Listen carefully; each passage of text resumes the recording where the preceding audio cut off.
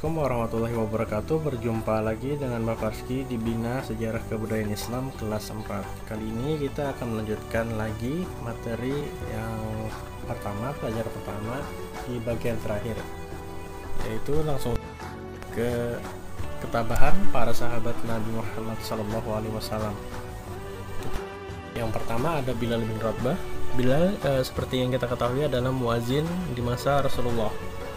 Kisahnya, Bilal merupakan budak dari Umayyah bin Khalaf. Seperti budak lainnya, ia sering disiksa apalagi setelah Islam datang.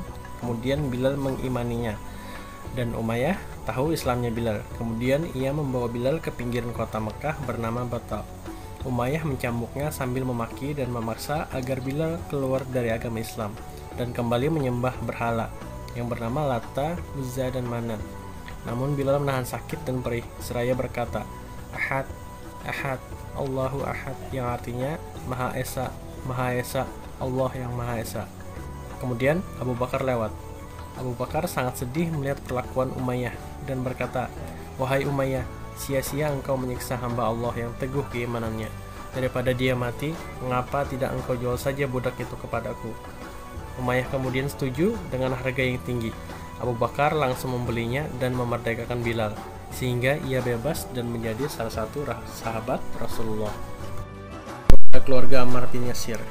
Kisahnya, Ammar bin Yasir adalah mantan dari budak Bani Makhzum. Ia masuk Islam bersama ayah dan ibunya, yang bernama Yasir dan Sumayyah. Seperti budak lainnya yang telah masuk Islam, ia disiksa kafir Quraisy. Mereka disiksa di tengah padang pasir yang panas. Mereka dipukuli, dicambuk, dan dipaksa meninggalkan Islam. Ketika disiksa, mereka mengingat sabda Rasulullah kepada mereka.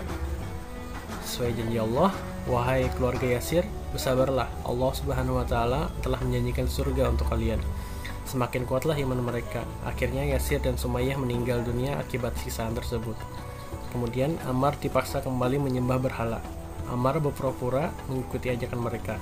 Kemudian ia mengadukan hal tersebut kepada Rasulullah. Lalu turun firman Allah surah An-Nahl ayat 106.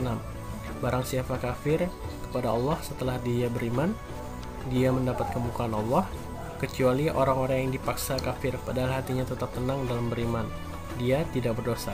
Tetapi orang yang melapangkan dadanya untuk kekafiran, maka kemurkaan Allah menimpanya dan mereka akan mendapatkan azab yang besar. Kemudian ada sahabat Rasulullah yang paling utama, yaitu Abu Bakar As-Siddiq. Ketika sedang berdakwah, Abu Bakar As-Siddiq pernah dikeroyok dan dipukuli hingga sakit parah.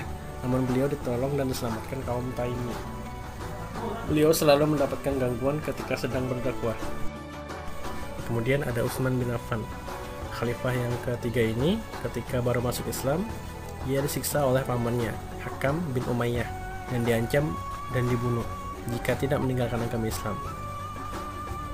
Utsman sangat kuat dan ia berkata, demi Allah, saya tidak akan meninggalkan Islam. Salah satu sahabat Rasulullah yang dijamin masuk surga ialah Zubair bin Awam.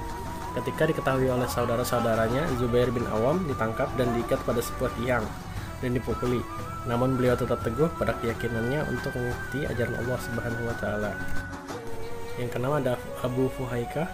Abu Fuhaikah hamba sahaya dari keluarga Safwan bin Umayyah. Seperti halnya Bilal bin Rabah, Abu Fuhaikah setelah masuk Islam disiksa.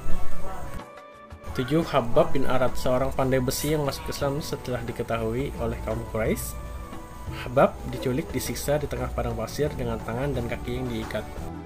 Kemudian ada Labibah, seorang hamba sahaya perempuan dari Bani Muammal bin Habib. Setelah masuk Islam, ia disiksa oleh kaum Quraisy.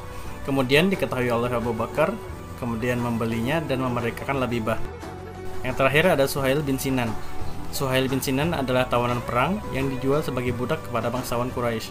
Kemudian dimerdekakan oleh majikannya. Setelah itu ia masuk Islam dan belajar di rumah Arkam bin Abil Arkam bersama Rasulullah.